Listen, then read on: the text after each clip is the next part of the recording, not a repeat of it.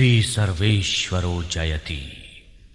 भगवन् श्री निम्बार्काचार्याय नमः।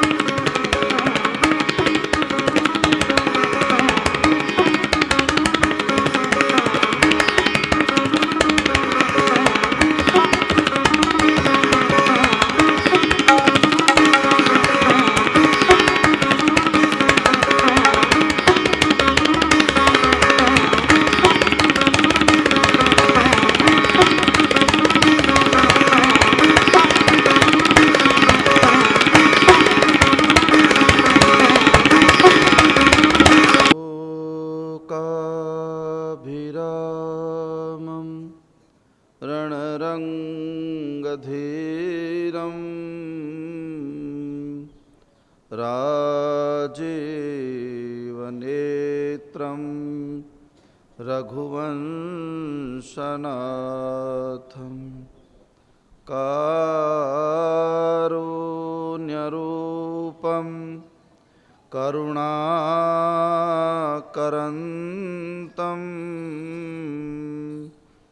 श्रीरामचन्द्रं शरणं प्रपद्ये। मनोजवं मारुततुल्यवेगं जितेन्द्रियं बुद्धिमतां वरिष्ठं वातात्मजं वानरयूथमुख्यं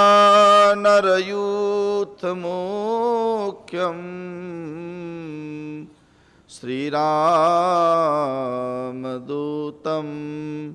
शरणं प्रपद्ये। रामचंद्र भगवान की जय। कृष्ण कन्हैया सद्गुरुदेव की जय। सनातन धर्म की जय। चतुर्भुज भगवान की जय। सर्वेश्वर भगवान की जय। निम्बार्क भगवान की जय। उमा गौ मैया की जय। ओम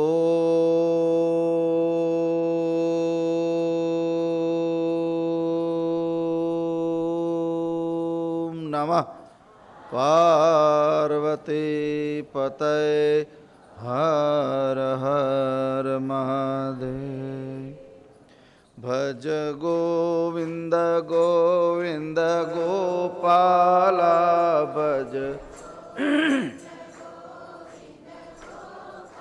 ला भज गोविंद गोविंद गोपाला भज ला भज मुरली मनोहर नंद लाला भज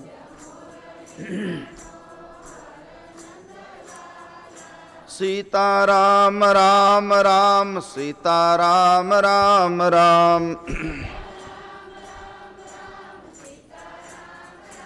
राम राधे श्याम श्याम श्याम राधे श्याम श्याम श्याम राधे।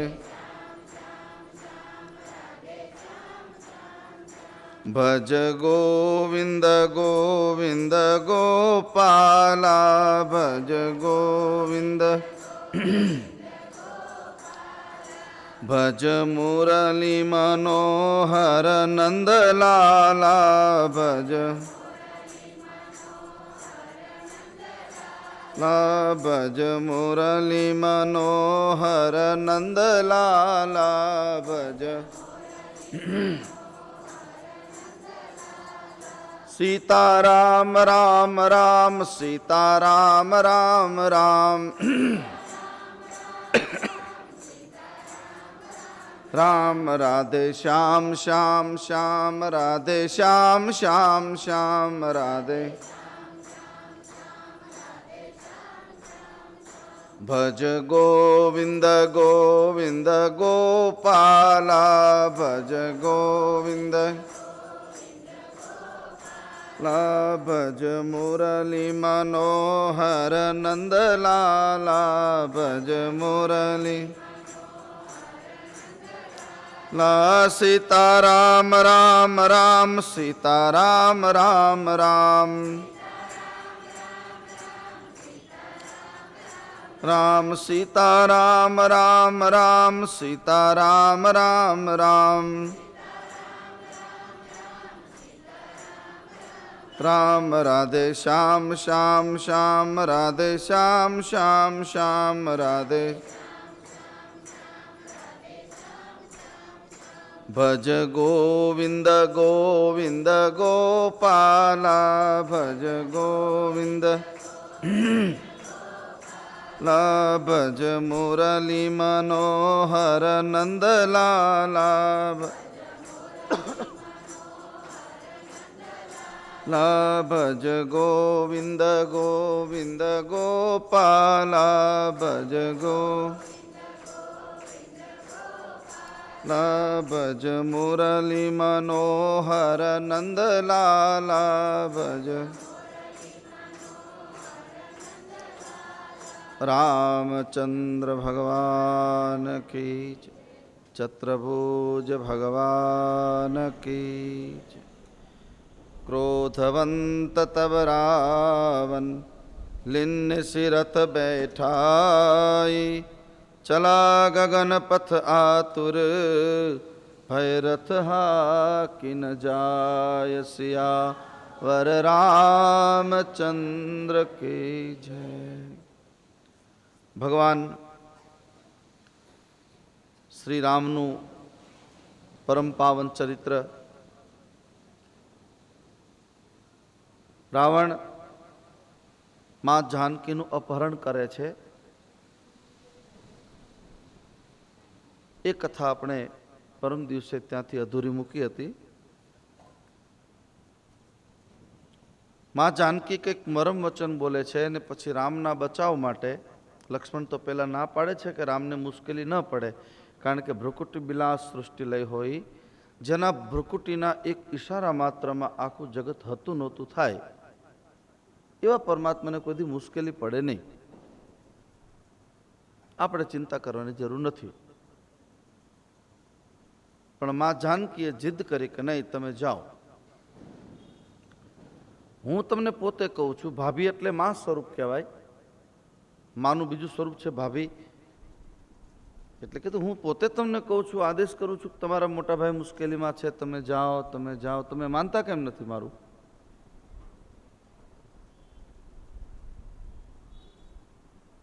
લક્ષ્મણજી ના પાડે છે કે નથી જવાની જરૂર,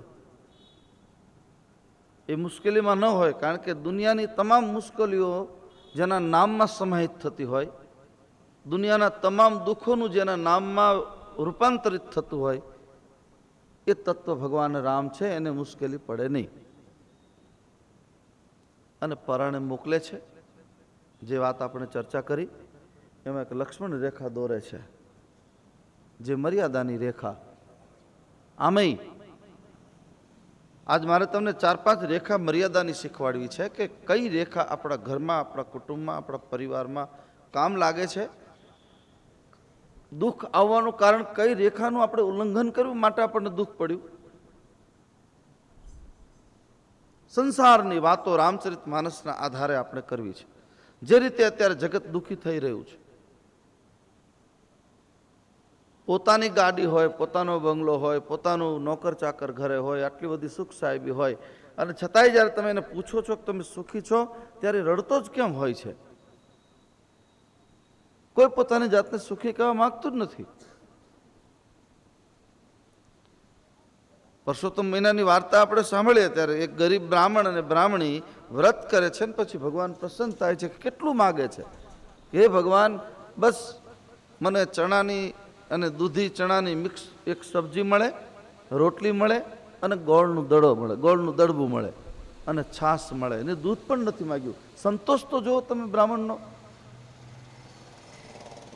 બ્રાહ્મણનું આંતરિક ઓળખાણ છે સંતોષ, જેનો પૂર્ણ રૂપે સંતોષ હોય। એને બહુ વરસાદનું કામ કરશે, આપણે સલામત છીએ ભાઈ, વાંધો નહીં આવે, અને અંધારું છે ખૂબ સારું, એને ના પડાય નહીં, અને ના પડતી રોકાય નહીં, એટલે આપણે એનું સ્વાગત જ કરવું પડે।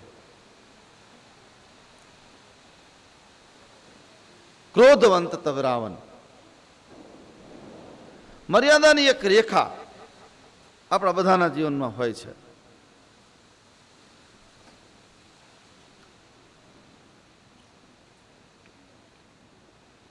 ભગવાનનું નામ અને ભગવાનની કથા, 3 વસ્તુ રામકથા કરે છે। સંદેશ, ઉપદેશ અને આદેશ, આ 3 વસ્તુ રામચરિત માનસમાંથી નીકળ્યા છે। કાળે કાળે જ્યારે સમય આવે ત્યારે રામાયણમાં સંદેશ વાહકો નીકળ્યા છે। કેવો સંદેશ વાહક?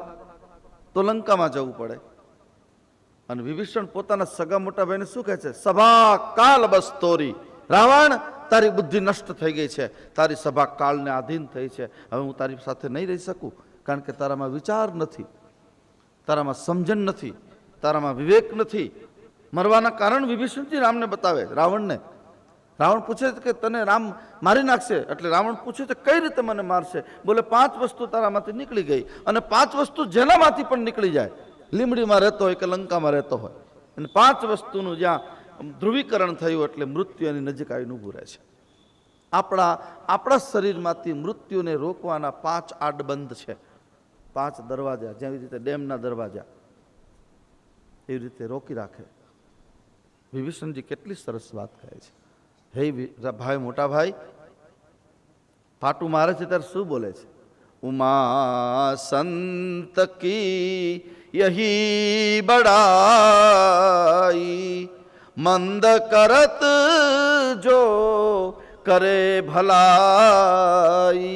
હે ઉમા, શંકર ભગવાન પાર્વતીને કહે છે કે જે માણસો ભગવાનનું ભજન કરે છે એ આવો અર્થ કરશે. તમે ભલે મને માર્યો, કારણ કે તુમ પિતુ સરીસ ભલે મારા, તમે મારા પિતા સમાન છો, ભલે મને માર્યો. એક વસ્તુ કથામાં બેઠા છો બધા ત્યારે સાંભળજો, કદાચ કથામાં બેસું ત્યારે ઉદાસ ન બેસું, એક આનંદમાં બેસું. બીજું, કોઈ પણ પરિસ્થિતિ, સુખ કે દુઃખનો પ્રસંગ આવે એ પ્રસંગને ચતુર્ભુજ દાદાને સોંપી દો ને. આપણે શું કામ વજન લઈને ફરીએ છીએ? આખા જગતનું કરતું અન્યથા કરતું છે, આખી દુનિયાનો ભારે ઉપાડે છે. સુખ અને દુઃખ, સંયોગ અને વિયોગ, રોગ અને કુરોગ, આ તો બધું આવવાનું, કારણ કે શરીર ધાર્યું છે એટલે શરીરના બધા કનેક્શનો છે, બધું આવશે. આનંદથી કથા સાંભળો, વિશુદ્ધ હૃદયથી કથા સાંભળો. અને કથાનું કામ જ એ છે દુઃખને ભૂલાવે, અને દુઃખને ન ભૂલાવે તો સમજવાનું કે આપણે કથામાં બેઠા નથી, આપણું શરીર બેઠું હતું. પેલી એક વાર્તા છે ને ગામડાની, કે એક સસરો ને વહુ ઘરે એકલા હતા, અને પછી સસરાને સાંજે 4 વાગે માળા કરવાનું મન થયું. કોઈ માળા કરવા બેસે, કોઈ ગાંઠિયા ખાવા, જેને જેવી ટેવ હોય એવું કરે, ફાફડાને ગાંઠિયા. એટલે એ સસરા અંદર વહુને કીધું કે હે વહુ ભા, બેટા ભા, કે વહુને ભા કે ગામડામાં વહુ ભા, કે બેટા હું માળા કરવા જાઉં છું, તમે બહાર ધ્યાન રાખજો. સારું બાપુજી, જાઓ. અંદર માળા કરવા બેઠા. 1 કલાક માળા કરવા બેઠા પછી એક ભાઈ પૂછવા આવે છે, ફલાણા ભાઈ છે ઘરે? ત્યારે કીધું ના ના, ચમારવાડે ગયા છે. ઓલો સસરાનું તો મગજ ગયો કે હું એને કહીને જઉં છું કે હું માળા કરવા બેસું છું, આ બહુ આટલું બધું ખોટું બોલ્યા. પણ પછી કેટલી ઝડપી માળા ઉપડી તમે જોજો, કારણ કે ઠપકો દેવો છે ને, એટલે 4 પારા એક સાથે જતા હતા. માળા પૂરી કરીને બહાર આવ્યા કે હે બેટા, આવા તમે ખાનદાન ઘરના દીકરી થઈને આવું ખોટું બોલાય? તમે તો મારા દીકરી છો. કે શું થયું બાપુજી? કે તમે ફલાણા ભાઈ પૂછવા આવ્યા કે મારા ભાઈ ક્યાં છે, તો તમે શું કીધું? કે બાપુજી તો ચમારવાડે ગયા છે. મેં સાંભળ્યું. હા બાપુજી. વો જોઈ લીધું કે આસપાસમાં બીજું કોઈ છે નહીં? કે ના નથી. બાપુજી એક સાચી વાત કહું, અત્યારે હું તમે 2 જ છીએ. બોલો બેટા. કે તમે જ્યારે માળા કરતા હતા ને, માળા કરતાં કરતાં શું વિચાર કરતા હતા મને કહો, હું કોઈને નહીં કહું, ખાનગીમાં કહો. ત્યારે કીધું કે સાચી વાત છે તારી, કે માળા કરતાં કરતાં વિચાર કરતો હતો કે આજે થોડીક 1 માળા ઓછી કરી, 5.5 માળા પૂરી કરી, અને ચમારવાડે જઈને ઓલો કોષ જે મારો તૂટી ગયો ને સાંધવો છે મારે. એટલે ચમાર પાસે જઈને કોષને, ચામડાનો કોષ એને સાંધવો પડે ને. પહેલાં તો, હવે તો મોટરો થઈ, મશીનો થયા, પહેલાં તો કોષથી પાણી આવતું હતું. કોષ અંદર જાય ને બળદ પાછો જાય, પાછો આવે. એ બળદની પણ એક રેન્જ છે, આધ્યાત્મિક રેન્જ. સંસારમાં લોકો આવું જ કરે, જન્મે ને મરે, જન્મે ને મરે. એ બળદને ખબર છે એટલો 4 પગલાં હાલે ત્યાં કોષ બહાર આવી જાય, ઊભો રહી જાય, પાછો એટલું પાછો. હું તમે આવું નવું કરીએ છીએ ને જગતમાં. મરીએ જન્મીએ, મરી પુનરપી મરણમ પુનરપી જનની જઠરે શયનમ. સસરાના મગજના પડદા ખોલી નાખ્યા કે વહુ, તું મારા દીકરાની વહુ તો ખરી પણ મારી ગુરુ છે. એટલે એને કીધું કે બાપુજી, તમે માળા કરવા બેસો એ તમારું શરીર બેઠું છે, યાદ રાખો. અને શરીરની જગતમાં પરમાત્મા પાસે કોઈ કિંમત નથી, કારણ કે ભાડે આપેલું ને બીજાની મિલકત છે. આપણી ક્યાં છે એમાં? હું આપ સૌને વિનંતી કરું કે કથામાં તમે બેસો ત્યારે બધું ભૂલી જાઓ અને આનંદથી કેવલ રસ પીવો, બસ. આ રસને જાણે છે સુખદેવ જોગી, કંઈક જાણે પેલો નરસૈયો ભોગી. કેટલી વાતો આવી છે આમાંથી. એટલે રામકથા સંદેશ આપે છે. રાવણે વિનાશનો આખો રસ્તો તૈયાર કર્યો અને એનું મોત નજીક હતું, એટલે સભા કાલ બસ તોરી. હવે તારી સભા કાળને વશ થઈ છે, આધીન થઈ છે, એટલે હવે આમાં અમે કાંઈ કરી શકીએ નહીં. માટે હવે હું જઉં છું.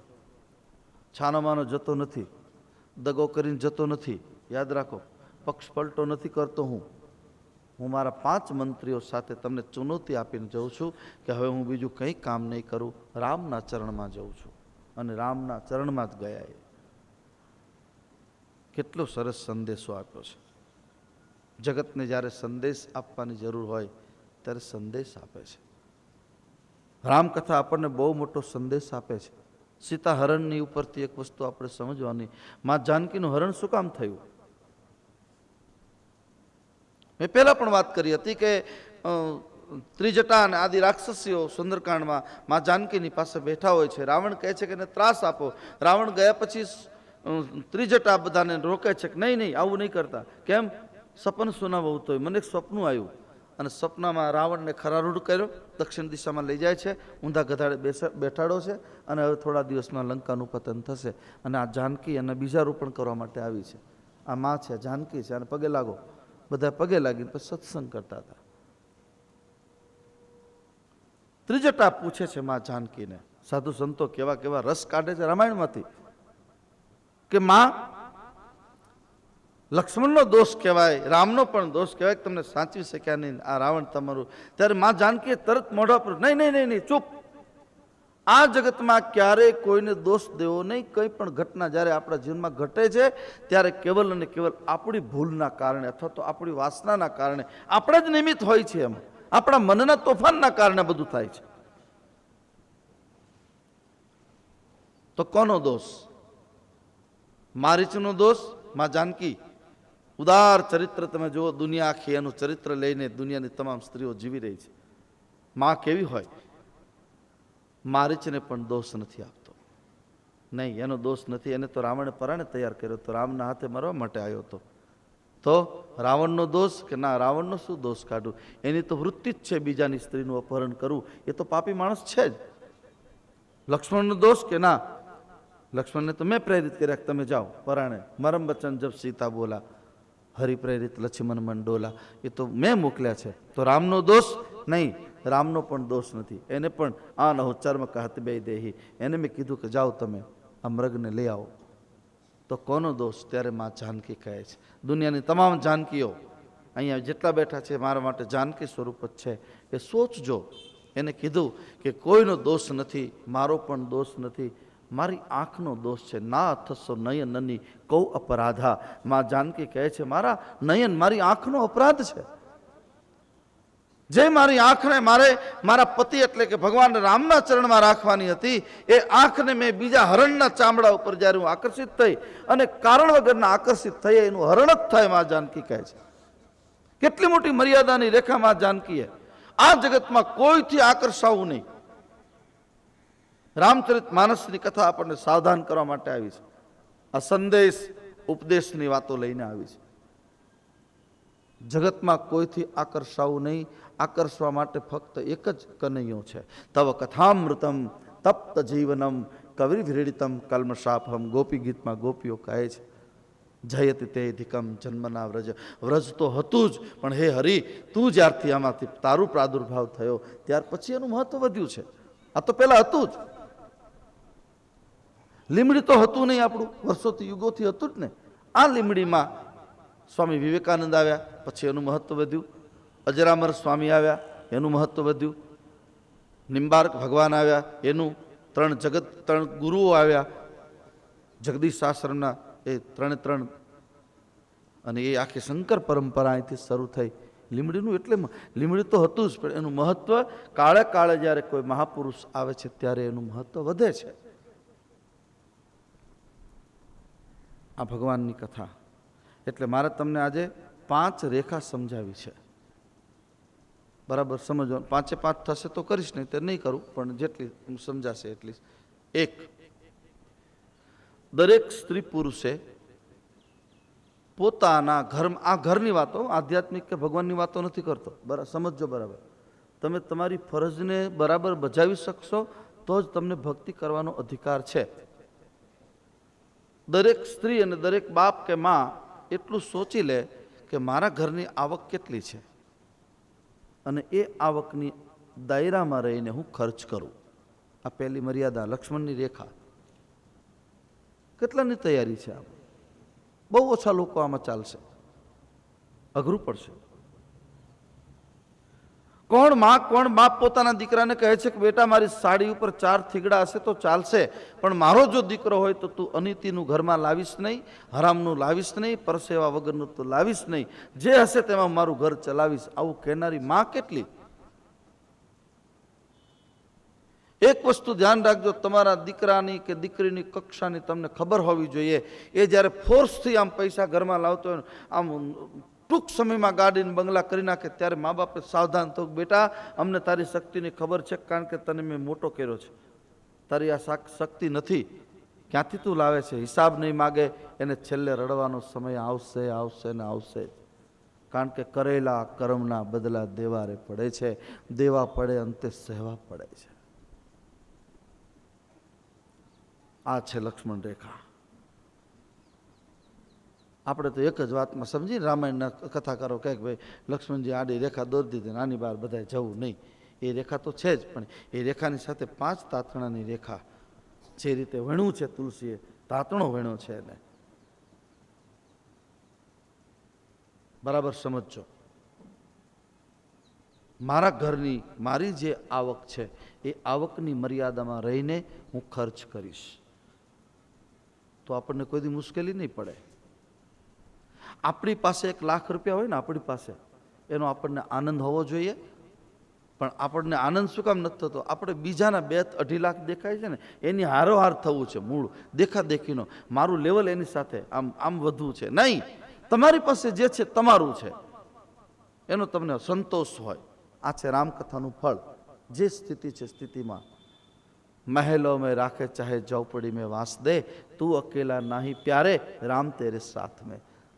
તું અકેલા નહીં, આપણે એકલા નથી. ધ્યાન રાખજો, બરાબર સમજજો. આપણા સગાવાલા હોય ને, એ તો બધા કદાચ સામે આવે ને આપણી પડખે ઉભા રહે ને મોટી મોટી વાતો કરીને જાય, પણ સગા રે સગા તમે શું કરો છો? સાચા સગા બનતા વનના લાકડા કે જે આપણી ભેગા બળતા. સાચા સગા તો વનના લાકડા, જેને આપણે કુવાડ મારીને કાપીએ, પણ અંતે તો પાછા આપણી ભેગા એ સૂવે છે, એ આપણી ભેગા બળે છે. બાકી ધનાની ભૂમો પસ્વષ્ટ ગોષ્ઠે ભાર્યાગ્રહ દ્વારી જના સ્મશાને, એ તો બધા પોતપોતાના દાયરા બાંધેલા હોય. પહેલો વિસામો ઘરને આંગણે, બીજો વિસામો ઘર બહાર, ત્રીજો વિસામો ગામને ગોંદરે, ચોથો વિસામો રામ બોલો ભાઈ રામ શમશાન. આ 4 વિસામાની એક મર્યાદા છે. રામ આપણી સાથે છે. આપ સૌને વિનંતી કરું છું, કારણ કે હવે ભગવાન નજીક આવી રહ્યો છે. આજે તો લગભગ અંકેવાળિયા પહોંચ્યો હશે. હા, સીધી વાત, અંકેવાળિયા સમલાની વચ્ચે કદાચ હશે, આવી રહ્યો છે. કોને ભગવાન દર્શન દે? આજે રેકોર્ડ કરે છે ને, એ વિડીયો તમારા બધા પર આમ ફેરવે, બરાબર? અત્યારે આપણે હરખા થઈ જઈએ ને, આપણને ખબર છે કે આપણું રેકોર્ડિંગ થાય છે, એટલે આપણે સરખું થવું પડે, બરાબર? એક ભાઈ ગામડાને એક ભાઈ ફોટો પડાવી ગયા સ્ટુડિયોમાં, અને ઓલો ફોટો ઉભારો આમ સરખા ઉભારો, એટલે કપડાં સરખા કર્યા પછી એને યાદ આવી ઉભારો, એટલે ખિસ્સામાંથી અત્તરની સીધી આમ ચોપડો માંડ્યો. એટલે અત્તર ફોટામાં ન આવે, તું એ સુગંધની વસ્તુ છે, આ તું જોતો ખરો. આવું થાય. રામકથામાં જ્યારે બેઠા હોય ને, ત્યારે મારો હરિ ચત્રભૂત દાદા અણુના રૂપમાં એસો ખેલ રચ્યો મેરે દાતા, જ્યાં દેખું ત્યાં તુંનો તું, કીડી માતું નાનો લાગે, હાથી માવળી મોટો તું, મહાવત થઈને માથે બેઠો, હાકનહારો તુંનો. અણુમાં પરમાત્મા છે, ક્યાં નથી? એ આપણું રેકોર્ડ કરતા હોય છે. એટલે હું કહું છું, બહુ આમ જવાબદારીપૂર્વક સાધુ તરીકે વિનંતી કરું, આનંદમાં જેટલા લોકો રહેતા હશે, આનંદ એ પરમાત્માનું પહેલું સ્વરૂપ છે. હે હરિ, તું આનંદ સ્વરૂપ છે. પરમાત્મા આનંદ સ્વરૂપ છે. પરમાત્મા પ્રેમ સ્વરૂપ છે. કોઈ પણ પરિસ્થિતિમાં આનંદ માનો, કોઈ પણ પરિસ્થિતિ હોય. એટલે પહેલી રેખા છે આપણા ઘરની મર્યાદામાં એની, તો એના ઘરે કોઈ દી વાંધો નહીં આવે. ઓલી પેલા આપણી ભજન આવે છે ને, પેલું ગાય છે સાહિત્યકારો કે કામ કરશે નિકોઠીએ કોઈ દી ન ખૂટશે દાણા રે,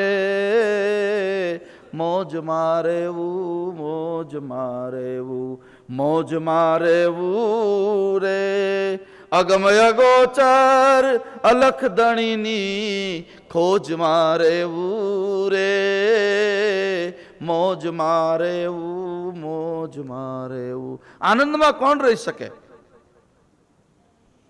કામ કરશે એની કોઠીએ કોઈ દી ખૂટશે નહીં દાણા. દાણાનો એક અર્થ છે જે મહેનત કરશે. શ્રમણેન સિદ્ધમ સર્વમ, મહેનતથી બધું સફળ થાય, પણ જે સ્મરણ કરશે એના વિચારોના દાણા કોઈ દી ખૂટશે નહીં.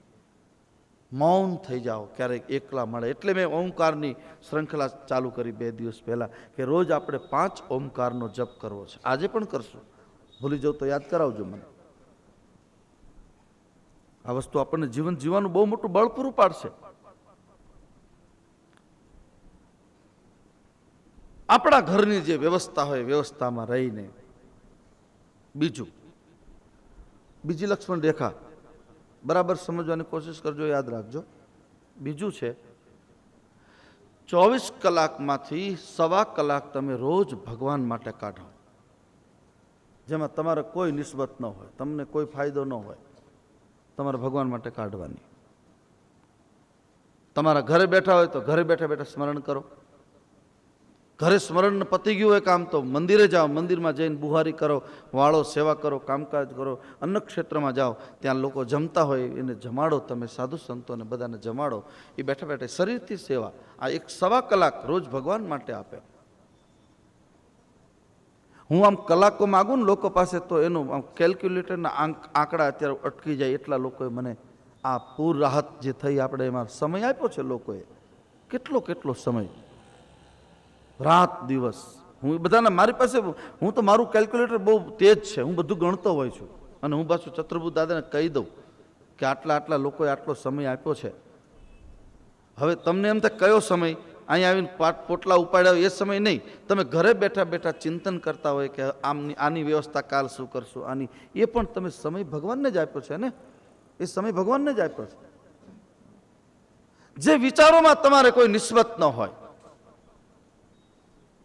આપણે ભગવાનને પ્રેમ કરીએ છીએ. આપણે જેને પ્રેમ કરતા હોય, પતિ પત્ની પ્રેમ કરતા હોય, પ્રેમી પ્રેયસી હોય, કે ભાઈ બહેન હોય, કે બાપ દીકરો હોય, આપણો પ્રેમી જ્યારે દુઃખી થાય અને પછી વારે એની તમે ખબર પૂછો, એને દવાનું પૂછો, અથવા એને દવા આપો, એને તમે આમ રાજી રાખો, એ જેટલો સમય તમે એમાં બગાડ્યો એ સમય ભગવાનનો સમય છે, એ આપણો નથી.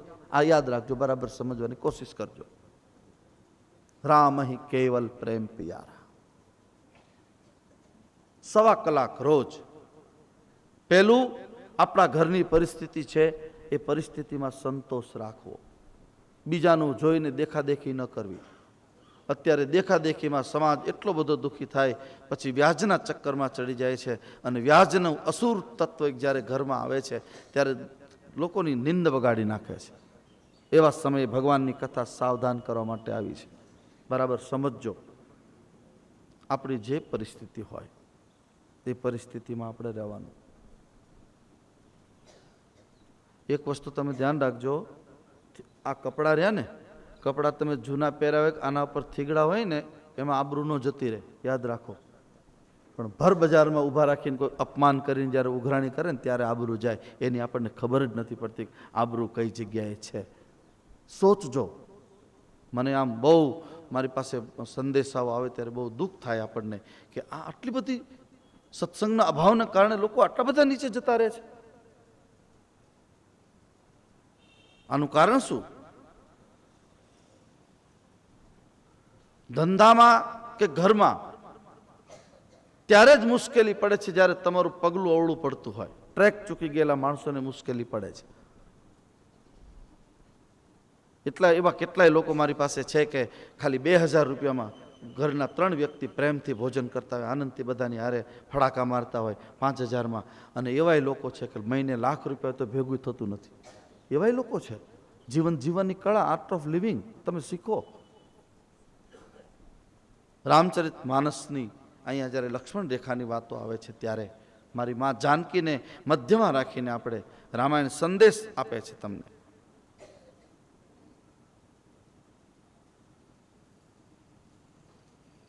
બસ જીવ માત્ર માટે આ કથા છે. રોજ 1.25 કલાક ભગવાન માટે વાપરો. ત્રીજો વિવેક છે, બરાબર સમજજો.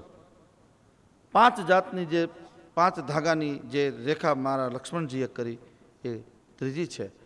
આપણા કુળ અને આપણા કુળની મર્યાદાનું પૂરેપૂરું આપણને જ્ઞાન હોવું જોઈએ અને બાળકોમાં એ સંસ્કાર રેડવા જોઈએ. આપણું કુળ કોણ છે? હું તો આપને સૌને વિનંતી કરું છું કે આ કથા પૂરી થાય પછી સમય મળે ભાદરવા મહિનામાં, ત્યારે તમારા ઘરે ન હોય તો તમારા બારોટજીને બોલાવી અને ઘરમાં દરેકનું વંશ વૃક્ષ ઘરમાં હોવું જોઈએ, આંબો હોવો જોઈએ. અને નાનું બાળક ઘોડિયામાં સૂતું હોય, એ સૂતું રમતું રમતું આંબાની સામે જોવે, મોટું થઈને પૂછે કે આ શું છે, ત્યારે કહેવાય બેટા આને તળિયામાં જે મૂળ માર્યા ને એ આપણા બાપ દાદા છે, એના વંશજો આપણે છીએ. પરીક્ષિતને ભાગવતમાં ક્યાંથી ભાન થયું? એને કેવી રીતે ખબર પડી? એને પરીક્ષિતને તમે જો, સમીકના શિષ્યો જ્યારે એને શ્રાપ આપે છે કે મારા પિતાનું અપમાન જેને કર્યું છે, મરેલો સર્પ જેને ગળામાં નાખ્યો છે, એનું આજથી 7મે દિવસે તક્ષક નાગ સર્પદંશથી મૃત્યુ થશે. સર્પદંશથી મૃત્યુ અપમૃત્યુ ગણાય. પરીક્ષિતને આ ગમ્યું નહીં, એટલે એને થયું કે હું એવા કોઈ ગુરુની શોધમાં નીકળું, એવો કોઈ સાધુ મને મળી જાય, એવો કોઈ સંત મને મળી જાય કે જેને સાધના કરતા કરતા, ભજન કરતા કરતા એને મોતને મુઠ્ઠીમાં પકડ્યું હોય. અને ઘરમાંથી બહાર નીકળી જાય છે માણસ. કેવલ એને પોતાના પરિવારની ખબર હતી કે જે વંશમાં હું જન્મ્યો, વંશ બહુ મહાન છે. કારણ કે મારા બાપ દાદાના, એટલે એનો પરદાદા અર્જુન, મારા બાપ દાદાના રથના ઘોડાની લગામ શ્રી કૃષ્ણ પરમાત્મા પોતે પકડતા હતા. એવા વંશમાં હું જ્યારે જન્મ્યો છું ત્યારે મારી બહુ ફરજ વધી જાય, મારે મોતના શરણે નહીં થવાય. હું ક્ષત્રિયનો દીકરો છું, મોતના માથા ઉપર પગ મૂકીને મારે જવું છું. આમ મરું તો કાગડા કૂતરાના મારા મોતમાં શું ફેર પડે? આ ઓજસ ભાગવતની કથા આપણને શીખવાડે છે. મુક્તિદાનેન ગર્જતી, ભાગવત માટે એક શબ્દ આવ્યો છે કે ગર્જના કરનાર કોઈ ગ્રંથ હોય મુક્તિ માટે, આવો મારી પાસે, એ ભાગવત છે. મુક્તિદાનેન ગર્જતી.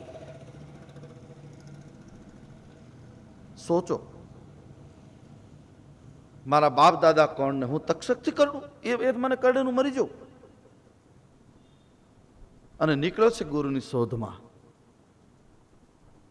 કેટલાય અમારી જેવા કોઈ મોટી જટાવાળા, જટા વગરના, લાલ લીલા પીળા ભગવાન બધા કપડાં પહેરેલા, કલરના મોટા મોટા, કેટલા આગળ ઉપકરણો લાગે ને, છડીઓ પોકારે ને, ચમર ઢોળાય, એવા બધાની પાસે ગયા, પગમાં પડીને કહે છે બાપજી, તો કે ના અમે તો લોકોને ચકાચોંધ કરી દે, મોટી મોટી જ્ઞાનની વાતો કરી, પણ મોત સુધી તો અમે પહોંચ્યા નથી. પરીક્ષિત કે મહારાજ મારો સમય નહીં બગાડો. કેમ? સમય બહુ કિંમતી છે, ફક્ત 7 દિવસ છે, એમાં તો હવે કલાકો મિનિટો જતી જાય છે. કારણ કે એની પાસે નહોતો સમય. રામચરિત માનસ ભાગવતના 1200 પાનાના વોલ્યુમ ખોલવાનો સમય ક્યાં હતો એની પાસે? હું નહીં કરી શકું. મને કોઈ એવો ગુરુ, એવો કોઈ મુર્શિદ મળી જાય, એવો કોઈ ફકીર મળી જાય કે જે મને એક ઝાટકામાં પરમાત્માના દર્શન કરાવે. રામકૃષ્ણ પરમહંસને વિવેકાનંદ મળે છે અને વિવેકાનંદ કહે છે તમે માને જોઈ છે? હા જોઈ છે, તો બેઠ હું તને દેખાડું. અને એક ઝટકામાં એને દર્શન કરાવી દીધા. ગોળ ગોળ ગોળ ગોળ ગોળ ગોળ ફેરવી, સંપ્રદાયોના ચક્કરમાં નાખીને લોકોને આમ જે પીસવાનું કામ થઈ રહ્યું છે, એની સામે મારા દેશના સાધુની તાકાત તો તમે જુઓ. બેસ અહીંયા, વાયદો નથી કર્યો. આ છે વંશ વિવેક. રામચરિત માનસનો સંદેશ છે. લક્ષ્મણજીએ જે રેખા હતી એમાં તમારા બાળકોને, દીકરા દીકરીઓ બધાને લાગે, દીકરીને પણ ખાસ શીખવાડજો, સમજાવજો. દીકરો તો હજી કદાચ થોડો ઘણો આડોળો થાય તો આપણો પોતાનો છે, આપણા એક કુળની જવાબદારી છે, જિમ્મેદારી આપણી એકની જ છે. પણ દીકરી જો મહાન થશે તો 4 કુળને તારી દેશે. એટલે દીકરીનું મહત્વ વધારે રામચરિત માનસમાં ગાયું છે. બેટી બચાવો આંદોલન વખતે તો એક સરસ નાટક પણ આવ્યું હતું, જાનકીને જીવાડો કરીને. આમાં કોઈ જોયું હશે? અતિ સુંદર. આપણી આંખમાં આંસુ આવી જાય કે ઓહો, દીકરીને આટલી તાકાત.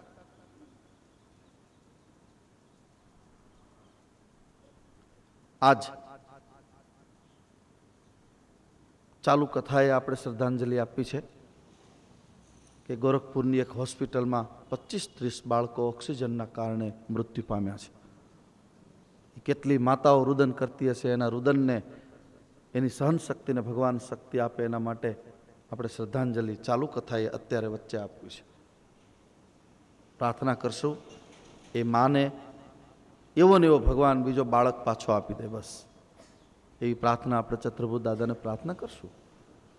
છાપવું જોઈએ તો આમ હું તો આવું બધું જોઈ શકું નહીં, બહુ બોલી પણ નહીં શકું, મને આમ બહુ તકલીફ પડે છે. દુઃખની કે ન સહન થઈ શકે એવી કોઈ પણ ઘટના હોય એને હું જ જાણતો હોય, ચતુર્ભુજ દાદા જ જાણતા હોય છે. પણ દુઃખ થાય. આપણે બીજા જે લોકો અત્યારે એની પાછળ રોટલી શેકવા માંડે એમાં આપણે પડવું નથી. ભગવાન બધાને સદબુદ્ધિ આપે. એક મોતનો મલાજો તો રાખો. એમાં એ લોકો કેવા કેવા નિવેદનો કરીને પણ જે માનું બાળક ગયું એને ખબર હોય વેદના શું છે. સોચો, આ પણ એક ભગવાનનું કામ છે, સમજજો. આમ તો 25 કે 45 ને એટલો મોટો આંકડો વધતો જાય છે. હવે આંકડો વધે નહીં, બધાને બીજા બાળકોને સલામતી સાથે ભગવાન સાજા કરે એવી પ્રાર્થના કરીએ. અને હું ઓમકાર બોલાવું છું. એકવાર ઓમ બોલીશ, પછી મૌન શરૂ થશે, પછી ઓમ બોલીશ ત્યારે મૌન પૂરું થશે. એ બધા બાળકોને ચતુર્ભુજ દાદાને આપણે સાથે મળીને પ્રાર્થના કરીએ કે હે દાદા, તમારા આંગણે આવ્યા છે, તમારા ખોળામાં અને તમારા ચરણમાં રાખજો, અને બીજા રૂપે પછી એ જ માતાના પેટે એને મોકલજો, એટલી મા રાજી થાય. કેટલી માના આપણને આશીર્વાદ મળશે, લીમડીની જનતાને, અથવા તો આ ટીવીના જ્યાં જ્યાં સાંભળે છે એ બધાય પોતપોતાની રીતે પ્રાર્થના કરે.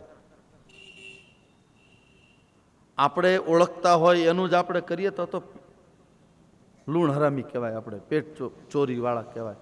ભારતમાં જન્મેલી કોઈ પણ વ્યક્તિ, કોઈ પણ કોમની વ્યક્તિ, કોઈ પણ સમાજની વ્યક્તિ એ આપણી છે. એ આપણા મા બાપ છે, આપણા જ બધા ભાંડરું છે, આપણા જ બાળકો ને આપણા જ ભાઈ બહેન છે બધા.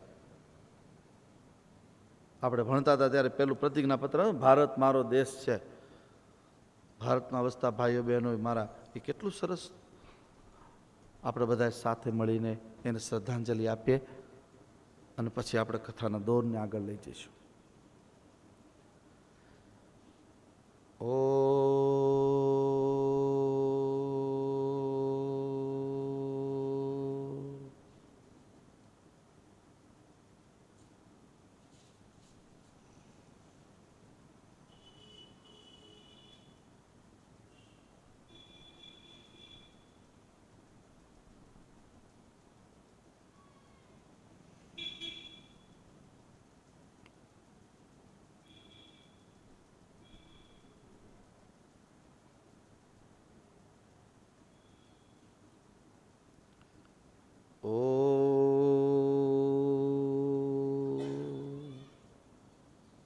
શ્રી રામ જય રામ જય જય રામ.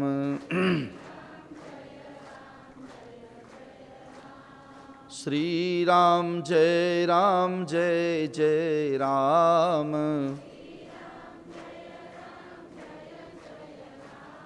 શ્રી રામ જય રામ જય જય રામ. રામચંદ્ર ભગવાન કી. તો પહેલી રેખા, દેખા દેખીથી દૂર રહેવું, આપણા ઘરની પરિસ્થિતિ પ્રમાણે જીવન જીવવું. બીજી રેખાનું નામ છે ભગવાન માટે રોજ 1.25 કલાક કાઢવી. ભગવાનને 1.25 કલાક આપી દેવાની. 24 કલાક ભગવાનને આપણને આપે છે તો આપણે ન આપી શકીએ? આ તમે જોજો, શિક્ષકો હોય ને, કોઈ પણ શિક્ષક જે છોકરા ભણાવતા હોય, ભાઈ હોય કે બહેન હોય, એ જ્યારે ઘરેથી સ્કૂલમાં જાય પછી કેમ બધું ઘર ભૂલી જાય છે કે નહીં? પછી એને કામ છે કે મારે મારા બાળકોને ભણાવવાના છે, તૈયાર કરવાના છે, અને બધા કોર્સિસમાં આગળ ચલાવીશ તો પહેલા નંબરે પાસ થશે. દરેક શિક્ષકનો આ એક ગુણધર્મ છે કે મારું બાળક અવ્વલ નંબરે ઉત્તીર્ણ થાય. એ ક્યારે થાય? કારણ કે 5 કલાક એને એના પોતાના ટાઈટ શેડ્યુલમાંથી કાઢીને એ બાળક માટે આપી દીધી છે. દેશના મારા દરેક શિક્ષક ભાઈ બહેનો આ કરી રહ્યા છે. આપણે ભગવાન માટે 1.25 કલાક કાઢવાની રોજ. હવે તમને એ કહી દઉં, તમને એમ થાય કે બાપુ અમે તો બહુ દૂરથી આવીએ ને અમે તો કથામાં આવીએ તો 1.25 કલાક કાઢી ન કહેવાય. ના, એ ન કાઢી કહેવાય. કારણ કે તમે ઘરેથી મંદિર આવો ને ત્યાં તો કેટલાયની ખોદણી કરી નાખી હોય છે.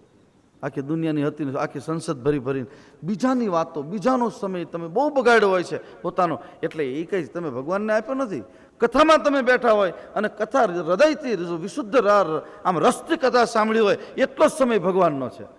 પછી કો સંધાવા જાઓ મારી જવાબદારી નહીં. કોષ સંધાવા જાઓ તમે તો પછી એવું થાય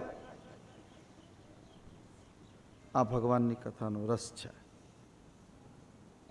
બરાબર યાદ રાખજો, પરિસ્થિતિ પ્રમાણે આપણા ઘરની વ્યવસ્થાને જોવી, ભગવાન માટે સમય કાઢવો. બહુ અગત્યની વાતો આવી છે. વિવેકનું વાવેતર કરવું. બેનું સત્સંગ વિવેક ન હોય. સત્સંગ વગર વિવેક નહીં થાય. વિવેકનું વાવેતર. બહુ મોટો વડલો ઘેઘૂર વડલો થાય, ભગવાનને પ્રાર્થના કરું. વાણીનો વિવેક, ભોજનનો વિવેક, નિંદરનો વિવેક, વિષય ભોગોનો વિવેક અને ત્યાગનો પણ એક વિવેક હોય છે. આ 5 વિવેક જ્યારે ભેગા થાય ત્યારે આ જીવન આમ આનંદ મધુર મધુર જીવન બનશે. આપણું જીવન જીવવા જેવું છે. બહુ આપ સૌને વિનંતી કરું, જે લોકો કંટાળી જાય છે ને કે હે ભગવાન હવે તો જલ્દી છેડો ફાટે તો સારું, જલ્દી ખેંચી લે તો સારું, એવા માણસોને ત્યાં જરૂર જ નથી. ખોટી ગળદી ન કરવી. એ લીમડી બરાબર છે બધા. હા, શું છે ત્યાં ઉતાવળ? કારણ કે આપણે તો સારી રીતે રહેનાર છે. ત્યાં સ્વર્ગ ન મળે તો મુસીબતના પોટલા. ત્યાં જો સ્વર્ગ ન મળે તો મુસીબત થાય. કારણ કે આપણે સ્વર્ગમાં રહીએ છીએ. સ્વર્ગનો અર્થ છે આપણું પોતાનું ઘર હોય, સરસ, ભલે નાનું મોટું કંઈ પણ હોય, એમાં આપણે આનંદથી રહેતા હોય, એ આપણું સ્વર્ગ છે. ત્યાં સ્વર્ગ ન મળે તો મુસીબતના પોટલા. વળી મુસીબતના પોટલા ઊભા નથી કરવા આપણે જે જગ્યાએ છીએ. અત્યારે અહીંયા સ્વર્ગ છે. બાલકૃષ્ણ ભવનમાં સ્વર્ગ ચાલી રહ્યું છે. ભગવાનની કથા એ સ્વર્ગ કરતાં પણ વિશેષ છે. વિવેકનું વાવેતર. વિવેક માટે સત્સંગ કરજો. બધું જ અંદરથી તમને પ્રાપ્ત થશે. આ કથા છે ને, રામકથા, અરણ્યકાંડ એટલે અડધી કલાકનું કામ છે. એને કથામાં જો આપણે લેવો હોય તો અડધી કલાકમાં અરણ્યકાંડે પૂરો થાય, સુંદરકાંડે પૂરો થઈ જાય, ને બધું આખું રામાયણ પૂરું થઈ જાય. પણ મારે એક એક વાતનો રસ લઈને જ્યારે રામચરિત માનસ સંદેશ, ઉપદેશ અને આદેશની ક્યાં ક્યાં વાતો કરે છે. ભગવાન રામચરિત માનસના 2 જગ્યાએ આદેશ કરે છે લક્ષ્મણને. એક, જાઓ લક્ષ્મણ અતિ લાંઘવશો નાક કાન બીનું કીન, નાક કાન કાપી નાખો શૂર્પણખાના, જે આપણે કથામાં જોયું. બરાબર? હવે બરાબર સમજજો. રાવણનો પુત્ર ઇન્દ્રજીતનો જ્યારે વધ કરવાનો હોય છે અને મૂર્છામાંથી જાગે છે લક્ષ્મણજી, પછી રામ આદેશ આપે છે કે જાઓ એને સમાપ્ત કરી દો. આ બધું બહુ. અને એક સુમંતજીને આદેશ આપે છે, મારો રામ હજી તમે ગયા નથી, જાઓ, તમારી જવાબદારી હવે અયોધ્યાની છે. પિતાજી બીમાર છે, અયોધ્યા રડે છે, તમે જાઓ. આદેશ આપે છે તમે જાઓ. એની આખી ઘણી બધી વાતો છે.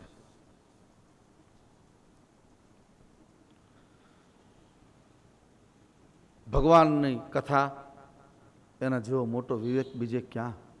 આ વિવેક શીખજો. કેમ બોલવું, કેમ ચાલવું, કેમ ખાવું, કેમ પીવું, કેમ સૂવું. કારણ કે આપણને ખાધા પછી સૂતા નથી આવડતું અને ખાતા નથી આવડતું. લગભગ કોઈને ભોજન કરતા આવડતું જ નથી. આપણે ખાઈએ છીએ જ્યારે ભોજન છે પ્રભુ પ્રસાદ. તું અહીં નિવેદિત ભોજન કરહીં, પ્રભુ પ્રસાદ પટ ભૂષણ ધરહીં. એનો વિવેક. ચાંદ ગાંઠિયા ખાતા વિવેક ન કહેવાય.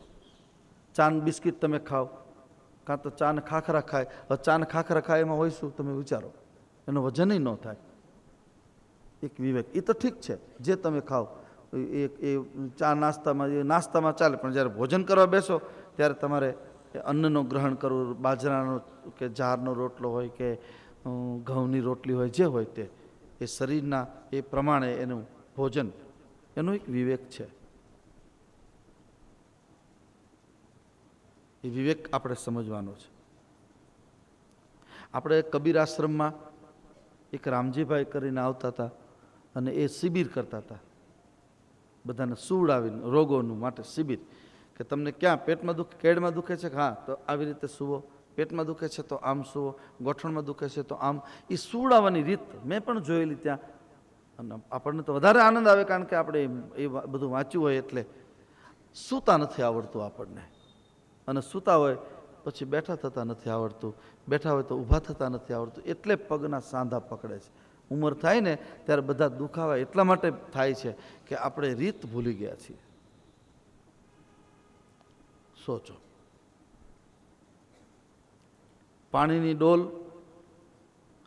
ભરવાની આપણે લઈને ક્યાંક જવાનું હોય તો કઈ રીતે? હવે અહીંયા મારે ડોલ ભરીને હું લાવીને બતાવીશ, એક્શન નહીં કરું, પણ જ્યારે તમે કોઈ પણ વજન ઉપાડો ત્યારે વજન ઉંચકીને પહેલાં સીધા થઈ જાઓ, અને પછી તમારી રીતે તમે આમ ચાલવાની કોશિશ કરો. ઘણા લોકો ઉતાવળે શું થાય, આમ હાથમાં ડોલ લઈ અને વાંકા વાંકા દોડે. તું ક્યાં વાંકો છો? પણ તો એ કારણ કે વજન લાગે એટલે એ સહજ છે. જે લોકો પાણી ભરતા હોય બધા આ બધું જરૂર, આ ઉપાડવાથી કેડના આંચકા આવી જાય, બધું થાય. પણ આ બહેનોએ બધા એ ગામડામાં, અહીંને તો ખબર નથી, પણ 3-4 હેલો માથે પાણીની મૂકી હોય બેડા, અને પાણી ભરી ભરીને આમ ઘોઘરાની જેમ આવતા હોય, તો એને કોઈ દી કેડનો આંચકો આવ્યો જ નહીં.